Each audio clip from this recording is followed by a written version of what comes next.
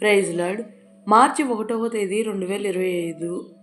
ఈరోజు దేవుని వాగ్దానం, అంధకార స్థలములలో ఉంచబడిన నిధులను, రహస్య స్థలములలోని మొరుగైన ధనమును నీకిచ్చేదను.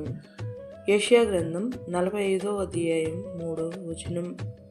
మనల్ని సృష్టించిన యేసయ్యకు మరుగైనది, అసాధ్యమైనది ఏదీనూ లేదు.